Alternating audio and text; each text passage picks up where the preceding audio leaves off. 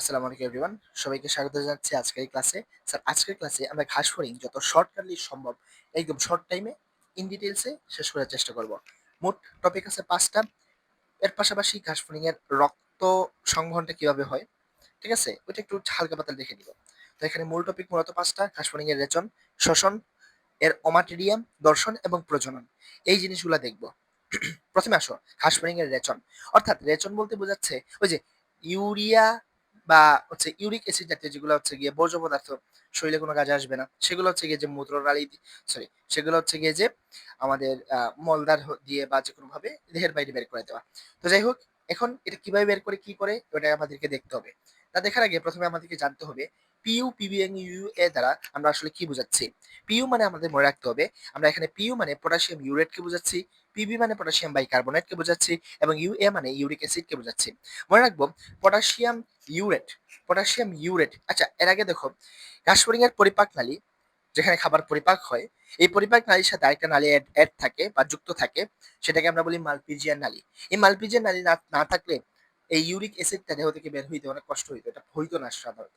হ্যাঁ, সো এটা অনেক গুরুত্বপূর্ণ ভূমিকা পালন করে।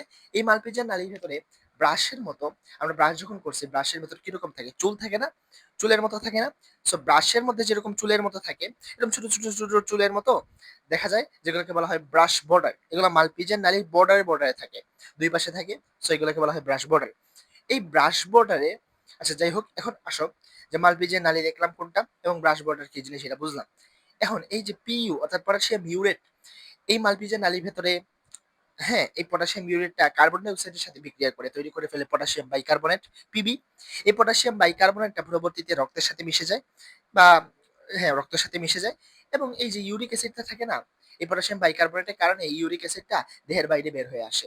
শেষ, জাস্ট এতটুকু লিখে দিয়ে আসো, ইনশাল্লাহ ভালো মার্ক পাবা। প্রথমে বলছি আবার, যে পটাশিয়াম ইউরেটটা কার্বন ডাই অক্সাইডের সাথে বিক্রিয়া করে পটাশিয়াম বাইকার্বনেট তৈরি করে, এবং এই পটাশিয়াম বাইকার্বনেটের কারণে ইউরিক অ্যাসিডটা দেহের বাইরে বের হয়ে যায়। এটাই হচ্ছে ঘাসফড়িং এর রেজন। শেষ, সংক্ষেপে একদম ইজিলি বুঝিয়ে দিলাম। এইভাবে সুন্দর করে চিত্রটা দিয়ে দিও, আশা করি শেষ হয়ে যাবে। তাহলে ঘাসফড়িং এর রেচন আমাদের সম্পূর্ণরূপে শেষ। ঘাসফড়িং এর শ্বসন তন্ত্রটা একটু দেখো।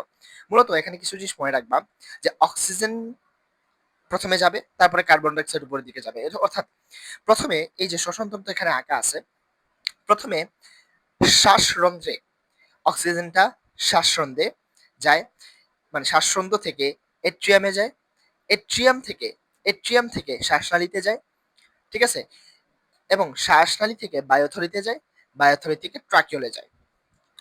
এরপরে কার্বন ডাই অক্সাইড রূপে এটা ট্রাকিওল থেকে বায়োথলিতে উঠে যায়, বায়োথলি থেকে শ্বাসনালীতে যায়, শ্বাসনালী থেকে এট্রিয়ামে যায়, এট্রিয়াম থেকে শ্বাসনালীতে যায়, ঠিক আছে। এইভাবে প্রসেসটা হইতে থাকে আর কি। অর্থাৎ সহজ ভাষায় যদি বলি, শ্বাসরন্ধ্র থেকে এট্রিয়ামে যাচ্ছে, এট্রিয়াম থেকে শ্বাসনালীতে যাচ্ছে, শ্বাসনালী থেকে বায়োথলিতে যাচ্ছে, বায়োথলি থেকে ট্রাকিওলে যাচ্ছে। আশা করি বুঝাইতে পারছি, ঠিক আছে। আচ্ছা, শ্বাসরন্ধ্র থেকে এট্রিয়াম, এট্রিয়াম থেকে শ্বাসনালী, শ্বাসনালী থেকে বায়োথলি, বায়োথলি থেকে ট্রাকিওল। আবার কার্বন ডাই অক্সাইড উল্টা যায়, ট্রাকিওল থেকে বায়োথলি, বায়োথলি থেকে শ্বাসনালী, শ্বাসনালী থেকে এট্রিয়াম, এট্রিয়াম থেকে শ্বাসরন্ধ্র। আশা করি বুঝাইতে পারছি। এরপরে দেখো রক্ত সংবহন জিনিসটা। ঘাসফড়িং এর দেহকে আমরা তিন ভাগে তিনটা গহ্বর পাই। প্রথম দিকের যে গহ্বর সেটাকে বলা হয় পেরিকার্ডিয়াল সাইনাস, ঠিক আছে। দ্বিতীয় গহ্বরটাকে, মাঝামাঝি গহ্বর যেটা, সেটাকে বলা হয় পেরিভিসেরাল, এবং তৃতীয় গহ্বরকে বলা হয় পেরিনিউরাল। এখন খেয়াল করো, খেয়াল করো, সাইনাস থেকে এই যে রক্তটা প্রথমে পেরিনিউরালে প্রবেশ করে, পেরিনিউরাল থেকে ভিসেরালে যায়, ভিসেরাল থেকে পেরিকার্ডিয়াল সাইনাসে যায়, তারপরে আবার নিউরালে আসে, তারপরে তারপরে পেরিনিউরালে যায়, তারপরে ভিসেরালে যায়। এইভাবে রক্ত সংবহন হইতে থাকে ঘাসফড়িং এর দেহে। আশা করি এই রক্ত সংবহন জিনিসটা আমরা আশা করি বুঝতে পারছি। নামগুলো আমরা রাখবো: pericardial sinus, perivisceral sinus, perineural sinus. Cardial, visceral, neural, আগে পেরি আছে, লাস্টে সাইনাস আছে। এখন দেখো ঘাসফড়িং এর ওমাটিডিয়ামের গঠন খুবই ইম্পর্টেন্ট এবং মহা ইম্পর্টেন্ট একটা টপিক, ঠিক আছে। ওমাটিডিয়ামের গঠন আঁকার জন্য প্রথমেই দেখো একদম উপরের দিকে কর্নিয়া থাকে। মনে রাখবা কর্নিয়া, কর্নিয়াজেন কোষ, ক্রিস্টালাইন কোন এবং ক্রিস্টালাইন কোন কোষ এক জিনিস না কিন্তু। ঘাসফড়িং এর একদম উপরে বৃত্তের মতো চ্যাপ্টা, উপবৃত্তের মতো কর্নিয়া থাকে, এবং কর্নিয়ার নিচে কর্নিয়াজেন থাকে। এই কর্নিয়াজেন কর্নিয়াকে তৈরি করতে সহায়তা করে, তাই না? আচ্ছা, কর্নিয়াজেন থাকে নিচে। এর নিচে হচ্ছে গিয়ে যে ক্রিস্টালাইন কোন থাকে, উল্টা ত্রিভুজের মতো ক্রিস্টালাইন কোন থাকে, এবং এই ক্রিস্টালাইন কোন তৈরি করে ক্রিস্টালাইন কোন কোষ, যেটা ক্রিস্টালাইন কোনকে ঘিরে রাখে। এরপরে দেখো এর পাশে এই যে কর্নিয়া, কর্নিয়াজেন, ক্রিস্টালাইন কোষ, ক্রিস্টালাইন কোন কোষকে ঘিরে রাখে দুই সাইডে আইরিশ রঞ্জক আবরণী। এবং এই পুরো পার্টটার নিচে থাকে রেটিনা বা রেবডম। রেটিনাও বলে, এটাকে রেবডমও বলা হয়। রেটিনার রেবডমটা তৈরি করে রেটিনুলার কোষ, যেটা রেটিনা বা রেবডমকে ঘিরে রাখে, এবং এর পাশে থাকে রেটিনাল রঞ্জক আবরণী। ঠিক আছে, দুই সাইডে। এরপরে দেখো নিচে এই পুরা সিস্টেমটা দাঁড়িয়ে থাকে, এই পুরা অমাটিডিয়ামের গঠনটা দাঁড়িয়ে থাকে একটা ভিত্তির উপরে। এরকম গুল গুল গুল গুল দিয়ে বোঝানো হলো ভিত্তি, এবং নিচের দিকে চুলের মতন বের হয়ে রয়েছে জাস্ট স্নায়ু। ঠিক আছে, তো আশা করি বুঝাইতে পারছি। কর্নিয়া থাকে, কর্নিয়া জেন থাকে। কর্নিয়া তৈরিতে মানে কর্নিয়া জেন কর্নিয়া তৈরিতে সহায়তা করে থাকে। কর্নিয়ার সাথে কর্নিয়া জেন থাকে। ক্রিস্টালাইন কোণের সাথে ক্রিস্টালাইন কোণ কোষ থাকে। পুরোটাকে ঘিরে রাখে আইরিস রঞ্জক আবরণী। রেটিনা বা রেবডমকে তৈরি করতে সহায়তা করে রেটিনুলার কোষ, এই দুটো একসাথে থাকে এবং ঘিরে রাখে রেটিনাল রঞ্জক আবরণ। এখন দেখো যে এর নিচে থাকে পুরোটাকে, এই পুরো সিস্টেমের ভিত্তি থাকে নিচে, এবং নিচে দিয়ে সুন্দর করে স্নায়ু থাকে। শেষ। কর্নিয়া, কর্নিয়াজেন, ক্রিস্টালিন কোন কোষ, আইরিস রঞ্জক আবরণ, রেটিনা বা রেবডম, রেটিনুলার কোষ, রেটিনাল রঞ্জক আবরণ, ভিত্তি, স্নায়ু। আশা করি বুঝাইতে পারছি। এরপরে দেখো তাহলে আমাদের ঘাসফড়িং এর অমাটোডিয়ামের গঠনও শেষ। এরপরে দেখো আমাদের ঘাসফড়িং এর দুই ধরনের যে ওই যে দর্শন কৌশলটা, দুই ধরনের দর্শন কৌশল আছে। এক ধরনের হচ্ছে, একটা নাম হচ্ছে অ্যাপোজিশন প্রতিবিম্ব, একটা নাম হচ্ছে সুপারপজিশন প্রতিবিম্ব। অ্যাপোজিশন প্রতিবিম্ব এবং সুপারপজিশন প্রতিবিম্ব হচ্ছে, মনে রাখবো যে অ্যাপোজিশন মানে হচ্ছে দিনের আলোতে বা উজ্জ্বল আলোতে যে প্রতিবিম্ব সেটাকে বলা হচ্ছে অ্যাপোজিশন প্রতিবিম্ব। আর সুপারপজিশন প্রতিবিম্ব হচ্ছে স্তিমিত আলো বা কম আলো অথবা রাতের দিকে যে আলোটা, সেটা হচ্ছে সুপার পজিশন প্রতিবিম্ব। সহজ ভাষায় যদি মনে রাখতে চাও, অ্যাপোজিশন দিনের আলো, সুপার পজিশন রাতের আলো। শেষ। এখন দেখো এই যে ঘাসফড়িং এর যে ওমাটিডিয়াম গুলো আজ রয়েছে, এগুলা কখন কিরকম দেখায় বা কিরকম হয়ে যায়। দেখো যখন দিন থাকে, দিনের আলোতে অ্যাপোজিশন প্রতিবিম্বের সময় এই আবরণ গুলা যেগুলো রয়েছে এগুলো লম্বা থাকে বা প্রসারিত থাকে, যার কারণে ঘাসফড়িং এখানে এ বি সি তিনটা জিনিস থাকে। ও এ কে এই দেখতে পাই, বি কে বি দেখতে পাই, সি কে সি দেখতে পাই। অর্থাৎ এটা মোজাইক বলা হয়, অথবা স্পষ্ট দেখতে পায়। অর্থাৎ দিনের আলোতে সরাসরি এসে ওই যে কি করে, ওই যে তোমার হচ্ছে গিয়ে যে সরাসরি একদম স্পষ্ট সে দেখতে পায়। ঠিক আছে, যে কারণ কি আবরণগুলো প্রসারিত থাকায় আলো সরাসরি এসে পড়ে ঘাসফড়িং এর চোখে, এবং ঘাসফড়িং স্পষ্ট দেখতে পায়। কিন্তু কিন্তু কিন্তু স্থিমিত আলো বা সুপারপজিশন প্রতিবিম্বে আবরণগুলা থেকে সংকুচিত বা ছোট সংকুচিত হয়ে যায়। ঠিক আছে, তো সংকুচিত হয়ে যাওয়ার কারণে কি হয়, সংকুচিত হয়ে যাওয়ার কারণে যখন আলোটা আসে, যখন এ দিয়ে আলোটা ঢুকে, বি দিয়ে ঢুকে, সি দিয়ে ঢুকে, তখন তারা সোজাসুজি যাইতে পারে না। কারণ সোজাসুজি যাইতে হইলে যদি আশেপাশে উল্টাপাল্টা যাইতে চায়, তখন তো আবরণগুলো প্রসারিত হইলে বা লম্বা থাকলে তো আর যাইতে পারতো না। যেহেতু এখানে আবরণগুলো ছোট, তাই জায়গা পায়, জায়গা পেয়ে কি করে ওরা এর আলোটা বিতে চলে যেতে চায়, সির আলোটাও বিতে চলে যেতে চায়, এবং বিতে এ বি সি তিনটার আলো পড়ার কারণে অস্পষ্ট বা খোলা, সরি খোলা না, ঘোলা, ঘোলা বা অস্পষ্ট দেখতে পায়। ঠিক আছে, কারণ কি আবরণ সংকুচিত হওয়ার কারণে। তো লাস্ট অফ অল, অ্যাপোজিশন প্রতিবিম্ব হচ্ছে উজ্জ্বল আলোর প্রতিবিম্ব, সুপারপজিশন প্রতিবিম্ব হচ্ছে স্তিমিত আলোর প্রতিবিম্ব। উজ্জ্বল আলোতে কি হয়, এই আবরণগুলো প্রসারিত থাকার কারণে স্পষ্ট প্রতিবিম্ব দেখতে পায়, স্পষ্ট জিনিস দেখতে পায়, যেটাকে মোজাইক বলা হচ্ছে। আর সুপার পজিশন প্রতিবিম্ব স্তিমিত বা কম আলো বা রাতের আলো থাকার কারণে আবরণগুলো সংকুচিত হয়ে যাবে, এর ফলে আলোর প্রতিবিম্ব যেগুলো আছে সেগুলো সুন্দর করে এ এবং সি এর প্রতিবিম্ব বি তে গিয়ে হয়ে যায়, মানে বি তে গিয়ে কানেক্টেড হয়, এবং এখানে এ বি সি তিনটার এই আলো দেখা যায় এবং ঘোলাটে হয়ে যায়। এর কারণে ঘাসফড়িং স্পষ্ট দেখতে পায় না, অস্পষ্ট দেখতে পায়। আশা করি বুঝাইতে পারছি। এরপরে দেখো কাশফড়িং এর জীবনচক্র। প্রথমে কাশফড়িং এর জীবনচক্র শুরু হয় একটা ডিম দিয়ে। ডিম থেকে এটা পরিস্ফুটন ঘটে। তারপরে নিম্ফ এক দশা শুরু হয়, নিম্ফ দুই দশা শুরু হয়, নিম্ফ তিন এবং নিম্ফ চার থেকে নিম্ফ পাঁচ পর্যন্ত দশা শুরু হয়। এরপরে লাস্টে গিয়ে একটা পূর্ণাঙ্গ কাশফড়িং হয়। একটা ডিম থেকে যখন এর পরিস্ফুটন হয়, ঠিক আছে, এরকম চেহারা দেখা যায়। নিম্ফ একে একটা ঘাসফড়িং এর টাইপের মতো আসে, তবে এক্ষেত্রে ডানা দেখা যায় না। নিম্ফ দুইয়ে কিন্তু ডানা দেখা যায় না, মনে রাখবা।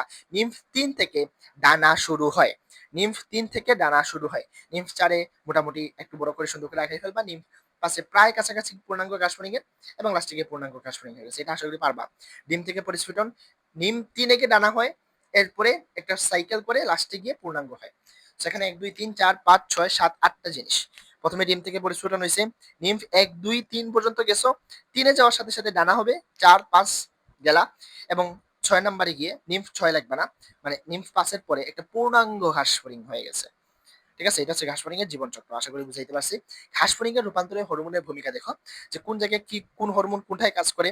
মনে রাখবা ইন্টারসেরিব্রাল গ্রন্থি যেটা আছে, ইন্টারসেরিব্রাল গ্রন্থি থেকে প্রথ প্রোথোবাসিকেট প্রোথো বাসিক্যাট্রপিক নামে একটা হরমোন বের হয়, যে হরমোনটা প্রোথোরসিক গ্রন্থিকে উদ্দীপনা কাজে সহায়তা করে। প্রোথোরসিক গ্রন্থি থেকে এরপরে একডাইজন নামে একটা হরমোন বের হয়, যেটা খোলস, ঘাস ফড়িং এর খোলস মোচন হয় না, ওই খোলস মোচনে সহায়তা করে। এরপরে কর্পোরা এলাটা থেকে জুভেনাইল নামক একটা হরমোন বের হয়, যেটা ঘাস ফড়িংকে পূর্ণাঙ্গ হতে সহায়তা করে। এরপরে কর্পোরা কার্ডিয়াকা থেকে একটা গ্রোথ হরমোন বের হয়। গ্রোথ মানে কি? বৃদ্ধি। গ্রোথ মানে কি? বৃদ্ধি। সো এটা বৃদ্ধিতে সহায়তা করবে, এই বৃদ্ধি নিয়ন্ত্রণ করবে। ঠিক আছে, আবার বলছি, ঘাস ফড়িং এর রূপান্তর হরমোনের ভূমিকাতে এন্টার সেরিব্রাল গ্রন্থি থেকে প্রথ বাসিকে বাসিকট্রিপ অর্থাৎ কট্রপিক হরমোন বের হয়, যা প্রথরসিক গ্রন্থিকে উদ্দীপনাতে সহায়তা করে। প্রথরসিক গ্রন্থি থেকে এক্স ভাইসন নামে এক ধরনের হরমোন বের হয়, যেটা এক ভাইসন নামে এক ধরনের হরমোন বের হয়, যেটা খোলস মোচনে সহায়তা করে। কর্পোরা এলাটা থেকে জুভেনাইল নামক একটা হরমোন বের হয়, যেটা ঘাস ফড়িংকে পূর্ণাঙ্গ হতে সহায়তা করে। কর্পোরা কার্ডিয়াকা থেকে গ্রোথ হরমোন বের হয়, যেটা ঘাস ফড়িংকে বৃদ্ধিতে সহায়তা করে। শেষ, হরমোন টরমোন শেষ, এবং ঘাস ফড়িং ইতিমধ্যে আমাদের পুরো টপিকটা আমরা শেষ করে ফেলেছি। অনেক স্পিডে পড়াইছি স্যার। ঘাস ফড়িং এর রেচন শেষ, শ্বসন শেষ। শ্বাস প্রশ্বাস কিভাবে গ্রহণ করে, কিভাবে বর্জ্য ফেলে দেয়, ইউরিয়া বের করে দেয়। শ্বসন কিভাবে করে, শ্বসন আমরা কিভাবে দেখেছি, সুন্দর করে কিভাবে শোষণ করতে দেখো তো। এই যে এই পুরো প্রসেসটা, শ্বাসন্ত, এট্রিয়াম, শ্বাসনালী, বায়ুথলি, ট্রাকিউল। উল্টা আবার যাবাই কার্বন ডাইঅক্সাইডের ক্ষেত্রে ট্রাকিউল, বায়ুথলি, শ্বাসনালী, এট্রিয়াম, শ্বাসন্ত। শেষ। এরপর দেখো অমাটিরিয়াম দেখেছি। অমাটিরিয়াম হচ্ছে সুপার পজিশন। আর একটা কি ছিল? সুপার পজিশন ছিল একটা, আরেকটা ছিল এ পজিশন। এ পজিশন, সুপার পজিশন। এ পজিশন দিনের আলো, সুপার পজিশন হচ্ছে গিয়ে যে রাতের আলোতে সাধারণত দেখা যায়। এবং আবরণগুলো এ পজিশনে আবরণগুলো হচ্ছে প্রসারিত, সুপার পজিশনে আবরণগুলো হচ্ছে সংকুচিত। এতে এতে হচ্ছে এ প্রথমে থাকে, তাই এ পজিশনে দিনের আলো, এভাবে মনে রাখতে পারো। ঘাস ফড়িং এর অমাটেরিয়ামটা সুন্দর করে দেখেছি, দর্শন কৌশল দেখেছি। দর্শন কৌশল বলতে ওই যে তোমার ওই যে কি বলে, এ পজিশন আর সুপার পজিশন। ঘাস ফড়িং এর প্রজননটা দেখেছি যে কিভাবে একটা সাইকেল শেষ করে আসে। ডিম থেকে নিম্ফ এক দশা শুরু হয়, সরি, ডিম থেকে পরিস্ফুটন হয়, তারপরে নিম 1 থেকে নিম 5 পর্যন্ত যায়, নিম 3 এ দানা আসে, এরপরে নিম 5 এর পরে একটা সুন্দর একটা হচ্ছে গিয়ে যে সুন্দর ঘাস ফড়িং পাওয়া যায় এবং পূর্ণাঙ্গ একটা ঘাস ফড়িং পাওয়া যায়। শেষ, মোটামুটি এখানে শেষ। আর রক্ত সম্বন্ধ তো মুখে মুখে একটু বলে দিলাম আর কি, ঠিক আছে। পেরিকার্ডিয়াল সাইনাস, পেরিভিসারাল সাইনাস এবং পেরিনিউরাল সাইনাস, এগুলো একটু মনে রাখবো। এখন আসি আমরা সিকিউ সলভেজে যাই। সিকিউ সলভিংটা করে ফেলি, তারপরে ইনশাআল্লাহ আমাদের ক্লাসটা শেষ হয়ে যাবে। রাজশাহী বোর্ড 2023, ময়মনসিংহ বোর্ড 2023 আসা কোয়েশ্চেনটা দেখো। উদ্দীপকের প্রাণীটির রেচন প্রক্রিয়া ব্যাখ্যা করো। ডিম থেকে শিশু প্রাণী হয়েছে, তারপরে পূর্ণাঙ্গ ঘাস ফড়িং হয়েছে। আচ্ছা, এই শর্টকাটলি একটু দেখাইলো, বাট তুমি বুঝতে পারতেছো ডিম থেকে ছোট্ট প্রাণী হয়েছে, তারপরে একটা ঘাস ফড়িং হয়েছে, তাই ঘাস ফড়িং উল্লেখই করেছে। তাহলে রেচন প্রক্রিয়া পারবা না, যে ইউরিয়া কিভাবে বের হয়েছে, হ্যাঁ, এবং হচ্ছে গিয়ে যে পিইউ পরবর্তীতে পিবি কিভাবে হয়েছে। পিইউ কি ছিল বলতো? হ্যাঁ, বাইকার্বনেট কোনটা বলতো? হ্যাঁ, পিইউ কি ছিল? দেখো তো কি ছিল পিইউ। পিইউ ছিল আমাদের পটাশিয়াম, পিতে পটাশিয়াম, ইউতে ইউরেট। সব মনে রাখবে, এটা পিতে পটাশিয়াম। আবার কে মানে পটাশিয়াম, ওই ইয়ের ইয়ের সাথে মিলায় না, ওই যে কেমিস্ট্রির সাথে মিলায় না। অনেকে মনে করবা কে মানে তো পটাশিয়াম, পি মানে তো ফসফরাস হওয়ার কথা, ওইটা না। ঠিক আছে, ওইটা আলাদা। পিইউ মানে পটাশিয়াম ইউরেট, পিতে পটাশিয়াম, ইউতে ইউরেট। পিতে পটাশিয়াম, বিতে বাইকার্বনেট, ইউতে ইউরিয়া, এতে অ্যাসিড। সো দেখো এখানে বলছে, যে প্রশ্ন বলছে যে উদ্দীপকের প্রাণীটির রেচন প্রক্রিয়া ব্যাখ্যা করো। কিভাবে ব্যাখ্যা করবা? যে স্যার আমরা জানি যে এভাবে, আমি আমার মতন করে ছোট করে বলে দিই, তুমি চিত্র সহ ব্যাখ্যা করবা। যে প্রথমে কি হয়, প্রথমে হচ্ছে যে এই যে ফসফরাস, ফসফরাস কি হচ্ছে বলতো? পিইউটা, অর্থাৎ যদি sorry, phosphorus urate, sorry phosphorus কি বলতেছি, সরি তোমাদের কথা বলতে হবে, এটা আমার ফসফরাস চলে গেছে। পটাশিয়াম ইউরেট, পটাশিয়াম ইউরেটটা কি হয়, পটাশিয়াম ইউরেটটা কার্বন ডাই অক্সাইডের সাথে বিক্রিয়া করে পটাশিয়াম বাইকার্বনেট তৈরি করে, এবং এই পটাশিয়াম বাইকার্বনেটের কারণে ইউরিয়াটা গ্লোস বের হয়ে যায়। শেষ, সুন্দর করে চিত্র সহ দেখাই দিবা। উদ্দীপকের রেখাচিত্রটি বিশ্লেষণ করবা, অর্থাৎ পুরাটা দেখাবা, পুরা দশা ওই যে ডিম থেকে, হ্যাঁ ডিম থেকে হচ্ছে গিয়ে যে পরবর্তীতে কি হয়েছে, ডিম থেকে পরিস্ফুটন হয়েছে, পরিস্ফুটন থেকে নিম 1 থেকে নিম 5 পর্যন্ত দশা হইছে, নিম 3 থেকে টানা শুরু হইছে এবং নিম 5 এর পরে হচ্ছে গিয়ে যে একটা পূর্ণাঙ্গ ঘাসফড়িং পাইছে। এই রেখাচিত্রটা দেখাই দিবা। এক ধরনের নালিকা যা ইনসেক্টা এর রচনাঙ্গ। ইনসেক্টা বলতে ঘাসফড়িং এর কথা বলানো হচ্ছে আরকি, বা ঘাসফড়িং জাতীয় এরকম পোকামাকড়ের কথা বলা হচ্ছে। যে এই ধরনের পোকামাকড় গুলাতে কি হয়, কীট, ইনসেক্টা বলতে কীটপতঙ্গের কথা বলা হচ্ছে। ঘাসফড়িং তো একটা কীটপতঙ্গের ভেতরেই পড়ে। আর এক ধরনের নালিকা বলতে এখানে মালভিজিয়ান নালিকার কথা বলা হচ্ছে। এই যে রেচনাঙ্গের কথা বলা হচ্ছে, ইনসেক্টা এর রেচনাঙ্গ। ঠিক আছে? রেচনাঙ্গে কি কাজ করে? মালভিজিয়ান নালিকা অবশ্যই থাকবে। সো এতে এ মানে মালভিজিয়ান নালিকা। বি বলছে বিশেষ এক ধরনের কোষগুচ্ছ যা পুঞ্জাক্ষীর একক মানে ওমাটিডিয়ামের কথা বলা হচ্ছে। তো বি এর চিহ্নিত চিত্র আঁকো। ওমাটিডিয়ামের চিত্র আঁকতে হবে। এরপরে ইনসেক্টা এর রেচনাঙ্গ অর্থাৎ মালপিজিয়ান নালিকার রেচনাঙ্গ। এ এর গঠন ও কার্যপদ্ধতি আলোচনা করো। এই যে মালপিজিয়ান নালিকাটা সুন্দর করে দেখাই দিবা এবং তার যে কিভাবে ইউরিয়া বের হয় ওইটা দেখাই দিলে হয়ে যাবে ইনশাআল্লাহ, আশা করি। উদ্ভিদকে উল্লিখিত প্রাণীটির রেচন পদ্ধতি ব্যাখ্যা করো। রেচন পদ্ধতি বলতে বলা যাচ্ছে যে সেম জিনিস ভাই। ইউরিয়া কিভাবে বের হয়েছে মালপিজিয়ান নালিকাটা দেখা, হ্যাঁ? এবং হচ্ছে গিয়ে যে পটাশিয়াম ইউরেটটা পরবর্তীতে কার্বন ডাই অক্সাইডের সাথে বিক্রিয়া করে পটাশিয়াম বাইকার্বনেট তৈরি করছে এবং এই পটাশিয়াম বাইকার্বনেটের কারণে ইউরিয়াটা বের হয়ে গেছে। এই যে রেচন প্রক্রিয়াটা দেখা। দর্শন কৌশল ওই যে এপোজিশন এবং সুপারপজিশন। এপোজিশন দিনের আলো, যার কারণে কি হয়? এপোজিশন দিনের আলোর কারণে কি হয়? ওই যে আমাদের যে আবরণটা কি হয়? লম্বা হয় না। এবং সুপারপজিশন হচ্ছে রাতের আলো, যার কারণে আবরণটা ছোট হয়ে যায় এবং অস্পষ্ট গোলাটি দেখায়। এই যে সুন্দর করে দিয়ে দিবা স্যার। এরপরে দেখো বলছে যে সন্ধিযুক্ত উপাঙ্গ বিশিষ্ট তৃণভোজী প্রাণী, সন্ধিযুক্ত উপাঙ্গ, উপাঙ্গ আছে ঘাসফড়িং এর, তৃণভোজী প্রাণী। ঠিক আছে? দর্শন কৌশল আলো দ্বারা ও রূপান্তর হরমোন দ্বারা নিয়ন্ত্রিত। রূপান্তর হরমোন, হরমোন বসে কাজ করে এবং আলো দ্বারা নিয়ন্ত্রিত দর্শন কৌশল। ঠিক আছে? উদ্ভিদগুলিত রাসায়নিক বস্তু কিভাবে শারীরবৃত্তীয় কার্যক্রমটি সম্পন্ন করে? অর্থাৎ হরমোন, এই যে রাসায়নিক বস্তু বলতে এখানে কিসের কথা বলা হয়েছে? হরমোনের কথা বলা হয়েছে। শারীরবৃত্তীয় কার্যক্রমটি সম্পন্ন করে। ওই যে হরমোনের কথা হয়েছে, আমি একটা হরমোন বলছিলাম না? যে যেই হরমোনটা ঘাসফড়িং এর অনেক গুরুত্বপূর্ণ ভূমিকা পালন করে, যে এই হরমোনটা এই কাজে ব্যবহৃত হয়েছে, আমি দেখাইছি একটু আগে।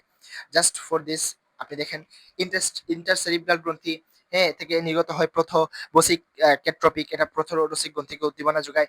হ্যাঁ, তারপর হচ্ছে প্রোথোরসিক গ্রন্থি এক্সবাইসন অর্থাৎ খোলস মোচনে কাজ করে। কর্পোরা এলাটা হচ্ছে গিয়া যে জুভেনাইল বা পূর্ণাঙ্গতা সহায়তা করে। কর্পোরা কার্ডিয়াকা হচ্ছে গ্রোথ হরমোন হিসেবে কাজ করে, বৃদ্ধি নিয়ন্ত্রণ করে। গ্রোথ হরমোনটা বৃদ্ধি নিয়ন্ত্রণ হিসেবে কাজ করে। এই যে হরমোন এই ব্যাপার স্যাপারগুলো একটু দেখাতে হবে এখানে, ঠিক আছে?